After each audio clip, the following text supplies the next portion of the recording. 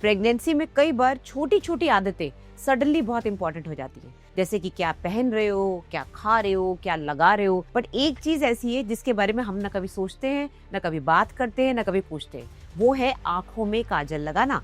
और पेशेंट बोलती है, मैडम आंखों में काजल लगा रही है, इससे मेरी प्रेगनेंसी में मेरे बच्चे को क्या दिक्कत होगी। यही सबसे बड़ी गलतफहमी होती है। आप जो भी अपनी स्किन पे, अपनी बॉडी पे लगा रहे हैं, वो सिर्फ आप तक लिमिटेड नहीं है, वो बच्चे तक भी पहुंच रहा है थोड़ा थोड़ा। इंडियन कल्चर में काजल सिर्फ एक नॉर्मल कॉस्मेटिक नहीं है, ब्यूटिफिकेशन के लिए नहीं, एक इमोशन भी है। आपको पता है ना, काजल नजर से बचाता है, तो बच्चे को भी लगाते हैं, माँ भी लगाती है, प्रेग्नेंट लेडी को लगा देंगे। तो बेसिकली हम ये सोचते हैं कि ये तो नेचुरल है। कई लोग काजल घर में भी बनाते हैं, तो ये तो नेचुरल होता है। बट सच बात ये है कि हम जो मार्केट वाला काजल यूज करते हैं वो नेचुरल नहीं होते, वो हमेशा प्योर नहीं होता। उसमें कई बार हैवी मेटल्स होते हैं, जैसे लेड होता है। लेड पेंसिल में भी होता है, जिस पेंसिल से बच्चे लिखते हैं। तो लेड, मर्क्यूरी और कभी कभी कुछ आर्टिफिशियल पिगमेंट्स जो कि उसकी ब्लैकनेस को बढ़ाते हैं। अब ये जो आर्टिफिशियल चीजें हैं, ये प्रेगनेंसी में जब आप लगाएंगे आंखों में, तो आपकी बॉडी के थ्रू एब्जॉर्ब होकर ब्लड में जाती है। और प्रेगनेंसी में क्या होता है, एब्जॉर्प्शन रेट बढ़ जाता है। कोई भी चीज जो आप ले रहे हैं, खा रहे हैं, उसका एब्जॉर्प्शन बढ़ा हुआ होता है। अब एक चीज है समझनी बहुत जरूरी है कि आंखों की वाली ये वाली जो पतली लेयर होती है जिसपे आप काजल लगाते हैं,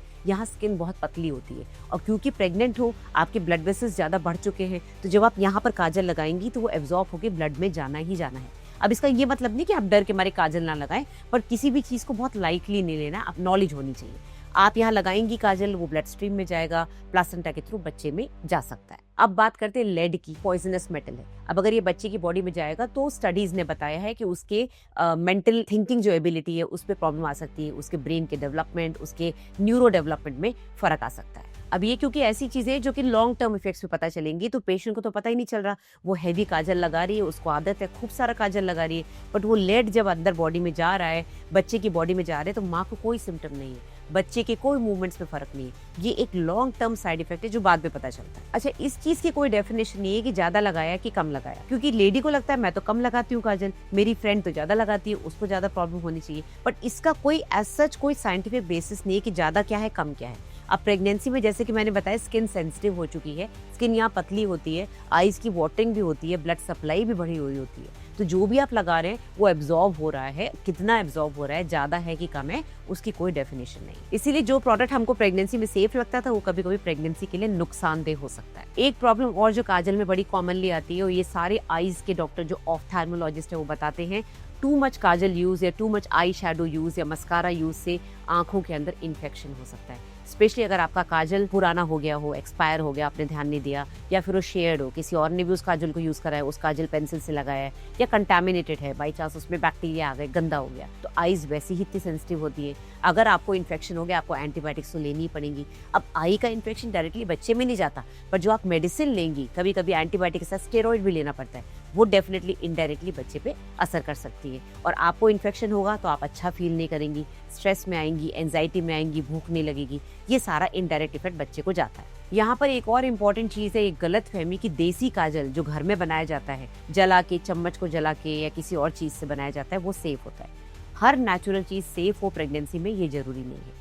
कई बार हार्मफुल केमिकल्स, हार्मफुल प्रोडक्ट्स बन जाते हैं इस नेचुरल काजल की वजह से। नेचुरल काजल जो बनाया जाता है वो कई बार सूट को, मेटल्स को जला के, अनहाइजेनिक सब्सटेंसेस को यूज करके बनाया जाता है, जो कि बच्चे के लिए और माँ के लिए हार्मफुल हो सकता है। तो बेसिकली इसका मतलब ये नहीं कि आप बिल्कुल काजल ही लगाना बंद कर दें। आपको अगर आंखों में काजल लगाना पसंद है, आप लगाइए। और अगर आपको रेगुलर यूज करना है तो ऑफ्थेल्मोलॉजिस्ट से जो प्रॉपर अप्रूव्ड काजल हैं, जो कि लेड फ्री हैं, हार्मफुल सब्सटेंसेस से फ्री हैं, आप उनको यूज करें। मार्केट में जाइए, थोड़ा खर्चा करिए, अच्छा काजल जो ऑफ्थेल्मोलॉजिकली सेफ है, जो स्किन टेस्टेड है, जिसमें कोई भी आर्टिफिशियल प्रोडक्ट्स नहीं है, वो लीजिए। डॉक्टर की प्रायोरिटी हमेशा ये रहती है कि प्रेगनेंसी सेफ रहे। प्रेगनेंसी ऑलरेडी आपकी इम्यूनिटी कम करती है। आपने देखा होगा, सर्दी जुकाम होता है तो होता ही चला जाता है। आपकी खांसी नहीं जा रही, बाकी पूरी दुनिया की खांसी बंद हो गई। आपका जुकाम नहीं जा रहा, आपको बार बार हो रहा है, क्योंकि आपकी इम्यूनिटी पुअर है। इसी तरह से आई इन्फेक्शन, किसी भी तरह का केमिकल एक्सपोजर प्रेगनेंसी में सही नहीं है, चाहे वो छोटा सा काजल ही क्यों ना हो। कई बार आंखों में काजल लगाने से आपकी सुस्ती भी कम होती है। मैंने कई बार देखा है पेशेंट्स को, मेरा खुद का पर्सनल एक्सपीरियंस है, आपकी नींद पूरी नहीं हो रही, या फिर प्रेगनेंसी की वजह से आपको एक चक्कर सा आ रहा है, आपको नींद आ रही है, तो हल्का सा आई मेकअप करने से, फेस पे कुछ लगाने से, आंखों में काजल लगाने से आंखें खुली खुली फील होती है और आपको अच्छा फील होता है, आपको सुस्ती नहीं आती। तो इसमें कोई गिल्ट की बात नहीं, आप लगाइए, बट अवेयरनेस जरूरी है एक इन्फॉर्म्ड डिसीजन के कि मैं कितना क्या यूज़ कर रही हूँ और कौन सी चीज़ यूज़ कर रही हूँ। सो प्रेगनेंसी में सेफ अप्रोच जरूरी है, minimum exposure to chemicals and maximum care for the baby. बहुत से पेशेंट्स मुझे पूछते हैं, मैडम मैं केराटिन ट्रीटमेंट बालों का करा सकती हूँ कि नहीं, मैं बोटॉक्स करवा सकती हूँ कि नहीं। तो ये सारी चीज़ें कहीं भी लिखी हुई नहीं है। It is so difficult to tell you कि ये हाँ प्रूवन है कि इसकी वजह से प्रॉब्लम होती है, बट आपको अपनी खुद की केयर करनी है। आप ये देखिए, अपने सैलून वाले से पूछिए कि कितना केमिकल एक्सपोजर होगा। केराटिन में बहुत सारे केमिकल्स होते हैं, उसको आप फ्यूम्स में रेस्पायर करेंगी, अंदर जाएगा बॉडी में, कुछ भी आप लगवाएंगी डेफिनेटली बॉडी में एब्जॉर्ब होगा। सो इट इज़ बेटर, जितना कम केमिकल एक्सपोजर हो उतनी प्रेगनेंसी सेफ रहेगी। तो थोड़ा सा कॉम्प्रोमाइज अपने लुक्स में करने से कोई प्रॉब्लम नहीं होगी, क्योंकि केमिकल एक्सपोजर कम रहेगा, बच्चा सेफ रहेगा, जो कि एक फ्यूचर है आपका। तो अगर वीडियो पसंद आए तो लाइक एंड शेयर करिएगा, मेरे चैनल को सब्सक्राइब करना मत भूलिए। अगर आपको मेरे से डायरेक्ट कंसल्टेशन लेना है, वीडियो कॉल, वॉइस कॉल पे रिपोर्ट शेयर करनी है, डबल ओपिनियन लेना है, प्रिस्क्रिप्शन लेना है, तो इंडिया में या इंडिया से बाहर बैठे बैठे आप 2 तरीके से मेरे से बात कर सकते हैं। वेबसाइट पे जाके कंसल्ट डॉक्टर सोनल पे क्लिक करके अगर आपने पेमेंट कर दिया, उसका स्क्रीनशॉट इस नंबर पे भेजिए, व्हाट्सएप करिए, कॉल मत करिए, या डायरेक्टली नंबर पे व्हाट्सएप कर दीजिए कि कंसल्ट करना है। मैं आपसे WhatsApp video call, zoom call, Botim call, सब पे बात कर सकती हूँ।